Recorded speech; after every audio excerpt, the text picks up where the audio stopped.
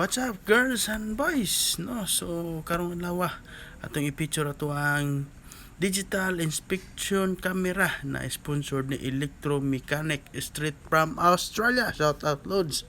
No, atong gamiton ni tungod kay naay customer no nga ang nagduduha sa tong kapasidad no nga pagdiagnose sa iya Honda Beat kay lagi naughan ni siya og asiti ug ang iyang ingon nga basin og ichon apra mo andar og balik. So dire atong gi-scan no, so makita na to gas-gas na gyud ang iyang bore no kanang nasa sa picture sa pagkami sa video.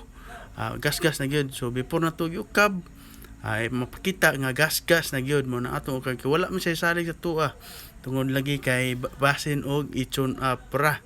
So diri no makita na gyud dili na gyud sa tagna kay gigamit na to ang high-tech nga pamaagi sa pagtan-aw sa ilalom sa makina pinaagyan ng digital inspection camera nga gikan ni Electromechanic Specialist from Australia. So ato nang gidiagnose ni og mao lagi gyud atong nakita. So atong gi-overhaul ning motora para gyud nga iyang makuanan og pisa kay di lagi gyud siya motuo nga migasgas ang bore ug naughan kay ang iyang ingon mikatra daw kiring pero pag sa ako ang visual nga pananaw lang pag semi ukab lang sa ako naagi tagas mo nang namad-an og asiti. So diri makita na to ang kuan ang yaang ilalom sa makina guba na gyud no, gas-gas na gid kaayo. So diri ato ning gi-overhaul og na-prove gyud na to nga wa na gyud gamit ang iyang bore og piston tungod kay gas-gas ani di na gini si mandar sa sahon og tune up no.